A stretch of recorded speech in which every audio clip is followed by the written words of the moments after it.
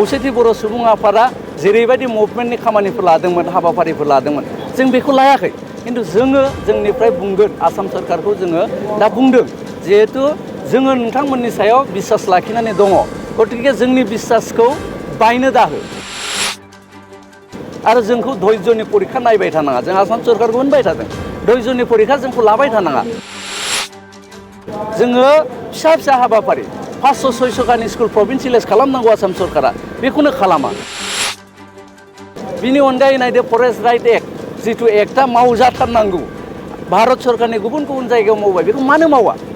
फिसा खामानि जोङो आसाम सरकारखौ स्पष्ट होनदों बेबायदि नीतियाव थांबाय थायोबा जोंबो खौसेथि बर' सुबुं आफादा गाबोन समफोर जोंनि नीतिखौ सोलायनानै आलादा रोखोमै जोंबो खामानि मावनो गोनां जागोन आरो बेबायदि खामानि मावनो गोनां जायोबा खिन्थु बिनि दाया आसाम सरकारानो जागोन खौसेथि बर' सुबुं आफादनि जिथि गायसन सान बे गायसन सानखौ प्रत्येक बोसोरावनो जोङो मिरुयै अबेबा मोनसे जिल्लानि सिङाव जों फालिबाय थाबोदों देग्लायबो जोङो खौसेथि बर' सुबुं आफादनि जिथि गायसन सानखौ गलाघाट जिल्लानि सिङाव थानाय नैबे तेलिसालाव जोङो सानसेनि हाबाफारि लानानै खुंदों इतिमध्ये जोंना माखासे हाबाफारि जालांबाय सेथि हाबाफारियाव फिरफिला बिरहोनाय बे फिरफिला बिरहोनाय हाबाफारिनि उनाव मुंख्लंफोरनिसिम दाहा फोरमायनाय एबा बिबार बावनाय बे हाबाफारियाबो जोंना जानानै थांदों जोङो थांनाय बोसोरनिफ्राय मोनसे हाबाफारि लादों जे जायफोर जिल्लायाव खौसेथि बर' सुबुं आफादनि जिल्ला आफादफोर दङ बे जिल्ला आफादफोरनि बेन्दोङाव थानाय जोंनि मिरुनि बेन्दोङाव थानाय गासैबो जिल्लाफ्राव जोङो रोंगौसा फरायसाफोरखौ सायख'नानै जे बरायनाय हाबाफारि बेखौ लादों एबारबो जोङो बरायदों बिसेसके बर' बिजोंनि 10 मेट्रिक आनजादनि उथ्रिनाय फरायसा बिनि उनाव बर' फरायसा नाथाय गुबुन बिजोङाव फरायनाय बेबायदि 10 आरो हायार सेकेन्डारि आनजादाव उथ्रिनाय 10 फरायसाफोरखौ जोङो दिनै नैबे जोंनि गायसन सानजों लोब्बा लाखिनानै जोङो बरायदों बेनि उनाव जोंहा मोनसे गेवलां मेल दसे उनाव जागोन बे गेवलां मेलाव जोंहा गाहाय आलासि महरै बिटिआरनि मानगोनां बुंथिगिरि कातिराम बर' बिथाङा गाहाय आलासि महरै थागोन बर' थुनलाइ आफादनि मानगोनां गाहाय नेहाथारि नीलकान्त गयारी बिथाङा जोंनि फिरफिला बिरहोनाय हाबाफारिनि जर'खा आलासिमोन बिथाङा जोंजों बाहागो लादों आरो बर' कछारी अनसाय गावहायुङारि खुंथायनि मानगोनां डिपुटि CEM रमिय' नार्जारी बिथाङा जोंनि गेवलां मेलनि बेखेवगिरि आलासि महरै बाहागो लागोन आरो सरुबुथार समस्तिनि मानगोनां MLA बिश्वजित फुकन बिथाङा जोंजों बे गेवलां मेलाव बाहागो लागोन नायदो जे बबेबा मोनसे हारिनि मावनां हाबाया थि जाया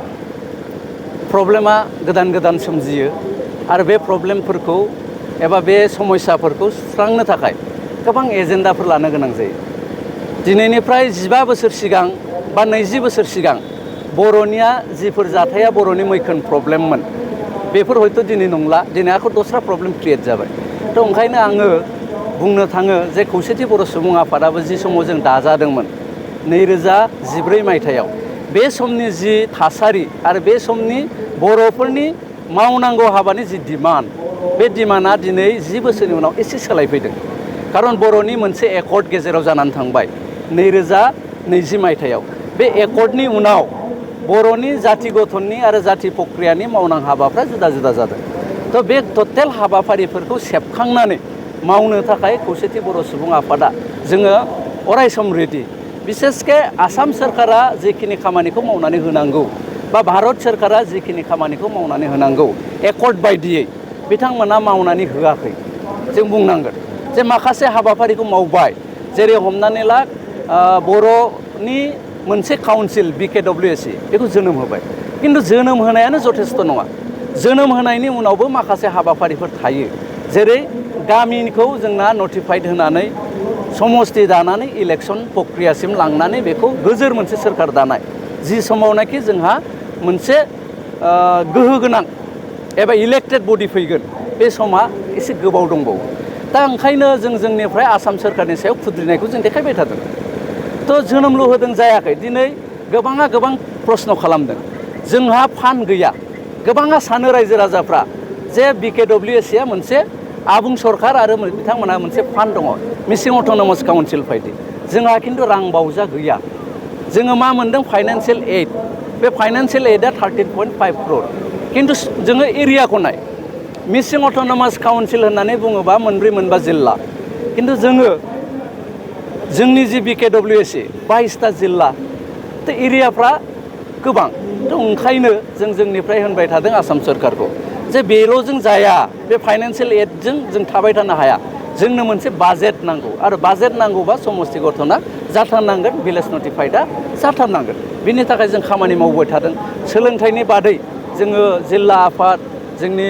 आन्चलिक आफादफ्रा खामानि मावबाय थादों जों मेरु आफादाबो खामानि मावबाय थादों बिसेसके 6.3नि जि डिमान्ड दिनैनि थारिखआव बुंनो थाङोबा बिटिआर एकर्डनि मोनफ्रोमबो दफाफोरखौ मावफुंनायनि सायाव जोङो दुलाराय बर' फरायसा आफादा जिबायदि खामानि मावगासिनो दङ खौसेथि बर' सुबुं आफादाबो जों मावगासिनो दङ खिन्थु टेकनिकेल माखासे